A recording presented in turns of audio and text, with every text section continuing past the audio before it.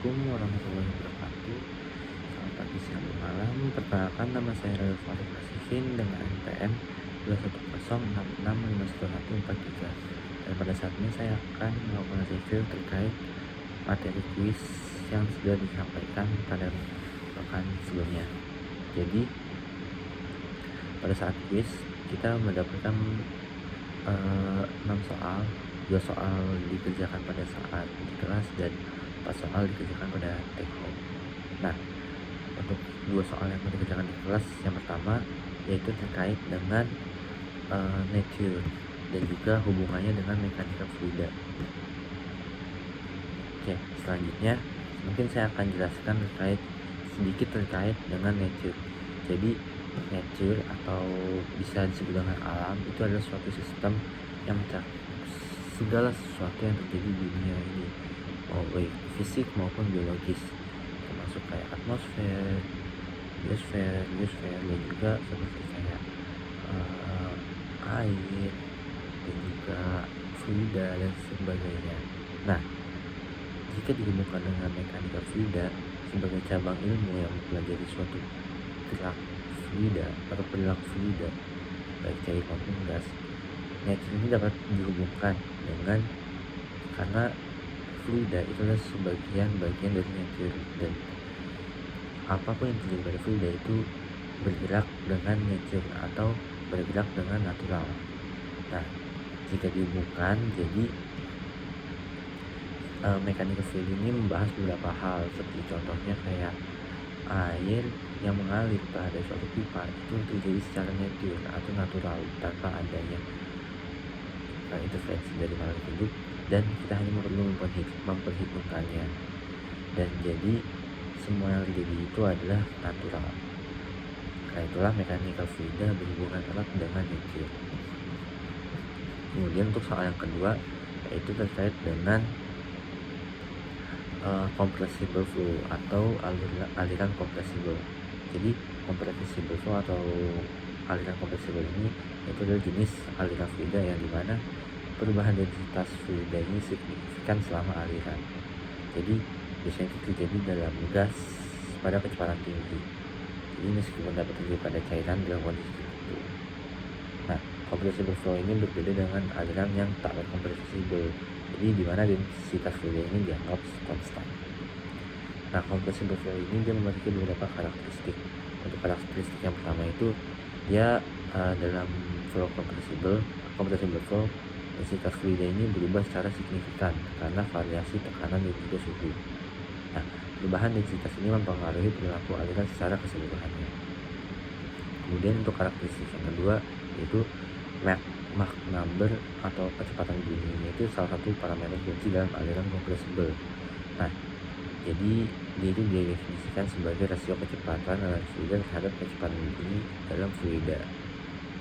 Nah, kemudian dalam compressible flow itu contohnya pada aliran supersonik dan juga hypersonic sering terjadinya gelombang kejut atau shockwave. Nah, itu terjadi di daerah di mana terjadi perubahan mendadak dalam tekanan, suhu, dan juga densitas fluida. Kemudian pada compressible flow, perubahan tekanan suhu di dalamnya itu mempengaruhi energi internal dari fluida dan menggunakan hukum pembagian dinamika seperti persamaan energi menjadi sangat relevan. Nah, kemudian aplikasi dari compressible flow ini dapat digunakan dalam berbagai hal, yang sebagai contohnya seperti aerospace, aerodinamika, seperti pesawat jet atau roket, dia menggunakan compressible flow, dan juga dipakai pada pipa dan juga nozzle pada fasilitas industri, dan juga dipakai pada studi terkait atmosfer yang dimana terjadinya compressible flow. Nah, kemudian untuk soal yang dibawa pada saat take home itu yang pertama ada 4 soal. Untuk soal yang pertama yaitu terkait dengan DI5 konsep. Jadi seperti yang sudah saya pelajari, seperti yang sudah diberikan oleh Padai terkait metode DI5. Jadi di dalam metode ini itu digunakan untuk breakdown stepnya satu persatu untuk mendapatkan problem solving dan juga hasil yang ingin kita tuju. Jadi untuk step by step ini terdapat 5 metode. Jadi untuk metode atau langkah yang pertama itu kita harus punya consciousness. Jadi consciousness ini adalah kesadaran kita. Maksudnya dari kesadaran adalah kesadaran kita dalam mengerjakan apa yang kita tujukan, dan juga kita harus sadar dalam melakukan berbagai aktivitas yang kita lakukan.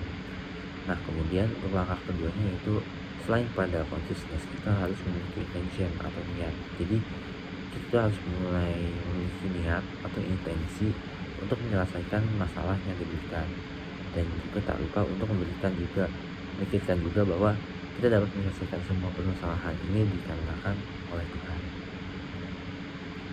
Kemudian untuk langkah selanjutnya adalah tentang initial thinking atau pemikiran awal terhadap permasalahan dengan menguraikan permasalahan tersebut melalui properties, pola atau pattern, dan juga dengan kemampuan asumsi-asumsi. Contohnya ketika kita melihat suatu permasalahan dan soal ini, kita harus melihat aspek-aspek yang terjadi di dalamnya, seperti contohnya pressure-nya berapa, speed-nya berapa, luas penampangnya berapa, masa jenisnya berapa, ada pipa inletnya dan juga outletnya berapa, dan kita menemukan angka-angka tersebut.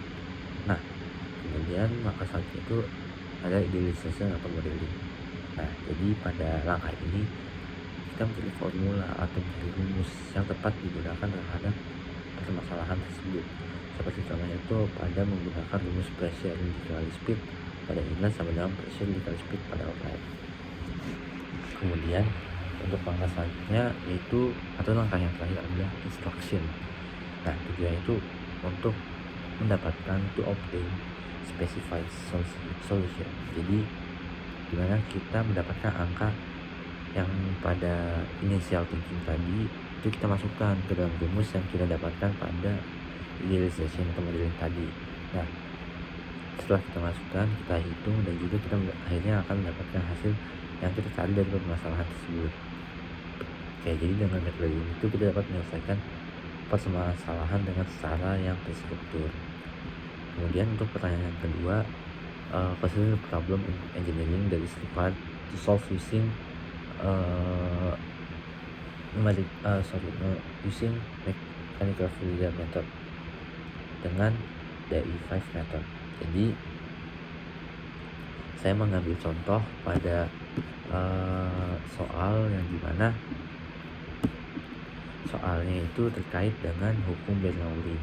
Nah, soalnya itu apa? Jadi soalnya itu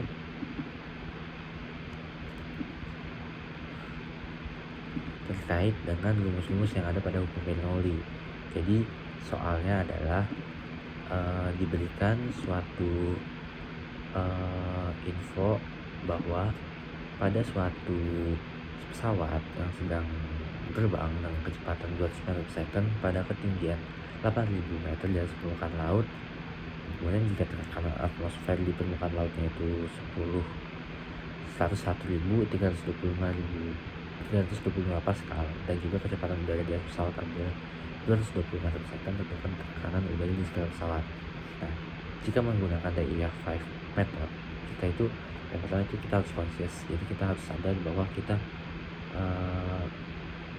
sedang ingin mengerjakan tugas ini, dan juga kita harus memfokuskan diri pada tugas ini. Dan kemudian langkah selanjutnya adalah tentang niat atau intention. Jadi pada langkah yang kedua ini kita harus memiliki niat untuk menyelesaikan tugas ini. Jadi untuk menyelesaikan contoh soal ini kita harus berniat untuk mencari specified solution dari soal ini. Nah, masuk ke langkah yang ketiga yaitu idealization atau modeling. Nah, pada langkah yang ketiga ini dari soal yang tadi kita mendapatkan angka-angka penting yang perlu kita ketahui, yaitu pada P1 nya yaitu 101.375 Pascal. Kemudian kita mendapatkan V1 nya yaitu sebesar 220 meter per second. Kemudian kita mendapatkan H1 nya sebesar 8.000 meter, dan kemudian kita mendapat densitasnya yaitu 0,35354 kg per meter kubik. Nah, yang dicari adalah P2-nya. Nah, setelah kita mendapatkan angka-angka tersebut, kita masuk ke angka yang selanjutnya, yaitu idealisasi atau modeling. Nah, jadi pada langkah ini kita mencari-cari nih rumus apa yang cocok digunakan untuk mencari P2 pada rumus ini, dan akhirnya kita menggunakan hukum Bernoulli untuk mendapatkan spesifikasi solusi dari P2 ini. Nah, kemudian untuk langkah selanjutnya adalah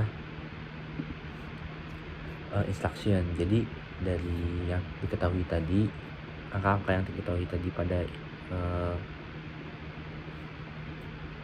initial thinking tadi, itu kita masukkan ke formula atau rumus yang sudah kita dapatkan pada idealization atau modeling tadi. Jadi kita mendapatkan persamaan, sehingga dengan menghitung persamaan Bernoulli yang P1 plus setengah rho V1 kuadrat sama dengan P2 plus setengah rho V2 kuadrat, nah itu kita mendapatkan hasil dari P2-nya, dan didapatkan hasil atau specified solution dari P2-nya itu yaitu 105.763,6 Pascal. Nah, kemudian untuk soal nomor 3 dari Padai, yaitu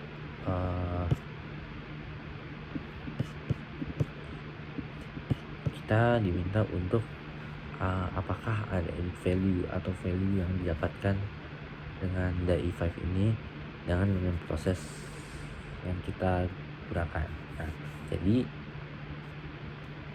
learning proses dan juga metode-metode yang digunakan untuk breakdown the solution, itu kita untuk mencari solution itu kita banyak caranya, salah satunya pada Mike, ada juga pada SCQ dan sebagainya. Nah, dari banyak hal itu Padai memberikan salah satu metode yang baru, yaitu terkait dengan DAI5. Nah, DAI5 ini penting, bedanya dengan metode-metode lainnya, yaitu pada DAI5 ini langkah 1 dan keduanya itu langkah-langkah penting yang mungkin banyak tidak dilihat oleh orang-orang, yaitu tentang consciousness dan juga terkait dengan intention. Padahal dua hal itulah yang sangat penting, karena pada consciousness kita harus memiliki kesadaran dalam mengerjakan apa yang kita perlu kerjakan, dan pada intention itu kita harus meniatkan diri kita untuk menyelesaikan permasalahan yang ada. Nah, dari situlah saya merasa bahwa metode DAI5 ini sangatlah penting, karena adanya metode-metode tersebut, yaitu langkah-langkah tersebut, yaitu consciousness dan juga intention, yang kemudian dengan selanjutnya adalah initial thinkingnya, ideation modelingnya, dan juga instructionnya itu adalah suatu hal yang sangat mendasar dan mudah dipahami, sehingga ketika kita sudah sadar dan juga kita sudah conscious atau kita juga sudah memiliki intention, kita dapat menyelesaikan semua ini dengan gampang dengan 3 langkah selanjutnya itu, yaitu initial thinking, terus juga idealization, dan juga kita instruction. Itu adalah langkah-langkah yang mudah namun tidak dapat dikerjakan jika kita tidak conscious atau kita tidak sadar, dan juga kita tidak memiliki intention atau niat dalam mengerjakan apa yang kita perlu kerjakan. Jadi karena setelah itu saya rangkum bahwa metode DAI5 ini sangatlah penting jika kita gunakan, karena 5 langkah ini adalah 5 langkah krusial, mudah tapi krusial, dan kita harus memilikinya untuk menyelesaikan suatu soal atau suatu permasalahan yang ada. Oke, jadi selanjutnya untuk soal selanjutnya itu terkait dengan self evaluation atau muhasabah diri. Jadi saya Henry Fasihin merasa mungkin saya sudah mengikuti kelas mekanik fluida ini dengan baik, namun terdapat banyak banget room for improvement atau hal-hal yang perlu saya kembangkan dari diri saya sendiri. Mulai dari yang pertama, saya mungkin memiliki permasalahan di terkait dengan time management saya yang buruk, yang bisa dibilang cukup buruk, karena saya sering telat kelas, saya sering telat mengumpulkan tugas. Itu karena saya memiliki time management yang buruk. Jadi saya tidak bisa membagi waktu yang baik, sehingga beberapa tugas ada yang kelupaan, ada yang tertinggal, dan juga ada mungkin saya bisa bangun kesiangan sehingga saya telat masuk kelas. Itu karena time management saya yang buruk. Jadi untuk kedepannya saya akan mencoba memperbaiki lagi time management saya. Kemudian untuk selanjutnya adalah terkait dengan keaktifan saya di kelas.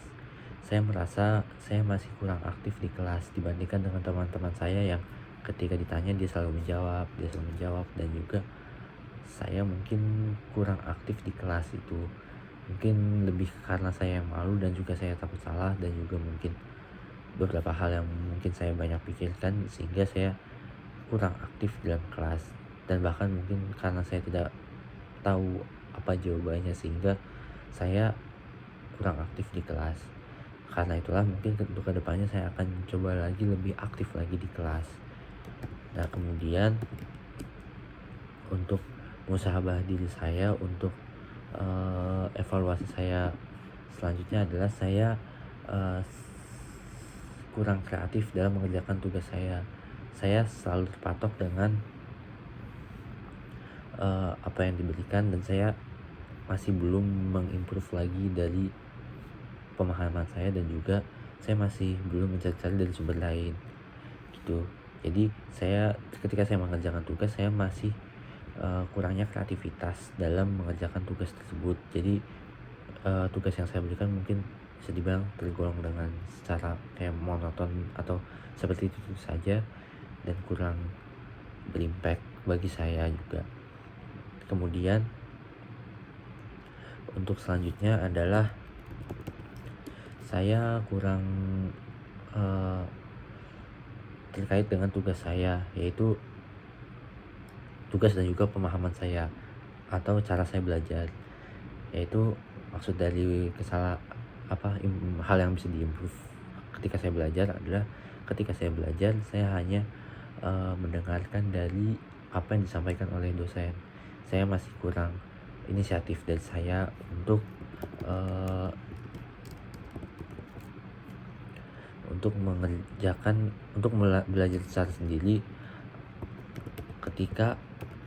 belajar secara sendiri ketika saya ingin mencoba lebih giat lagi. Jadi saya hanya mengandalkan apa yang disampaikan oleh dosen, dan saya masih kurang melakukan pembelajaran secara mandiri. Karena itulah saya memiliki beberapa pemahaman yang kurang yang perlu saya kembangkan lagi untuk kedepannya. Jadi untuk kalau saya rangkum, yang pertama itu terkait dengan time management saya yang perlu saya improve. Saya harus bisa lebih awal lagi untuk dapat masuk kelas, dan juga untuk tidak terlewat lagi dalam mengerjakan tugas.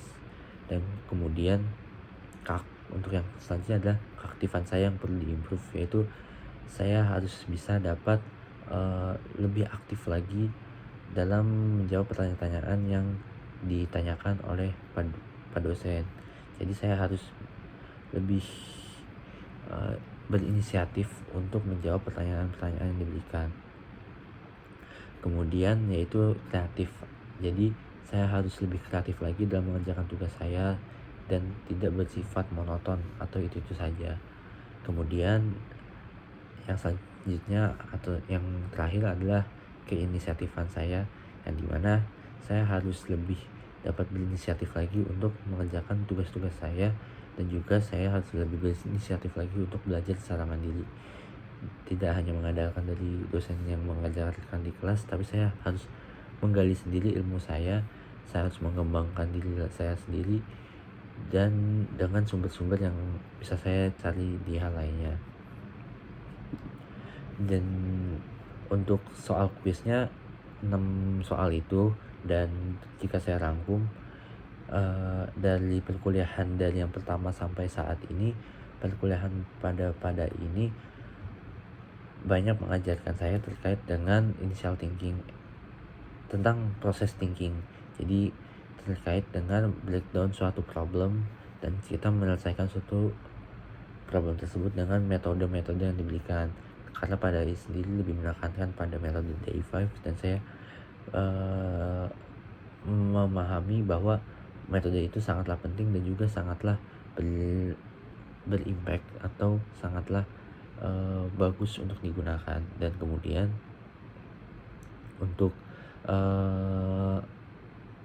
consciousness sendiri, yaitu kesadaran yang dan juga intention ini yang sampai saat ini harus ditingkatkan lagi untuk saya sendiri, yaitu karena saya masih suka kayak ketika kelas saya conscious, saya masih kemana-mana, kesadaran saya mungkin masih kemana-mana, saya masih kurang fokus. Itulah yang mungkin harus ditingkatkan juga untuk tambahan yang tadi terkait usaha bela diri, dan juga intention atau niat saya yang perlu ditingkatkan lagi. Jadi kayak saya harus bisa lebih fokus lagi ketika di dalam kelas, dan ketika saya mengerjakan tugas, dan juga ketika saya melakukan sebuah aktivitas lainnya. Mungkin untuk review quiz dari 6 soal tersebut sekian dari saya. Mohon maaf bila ada salah-salah kata, dan terima kasih Pak Dai atas pembelajarannya selama ini. Wassalamualaikum warahmatullahi wabarakatuh.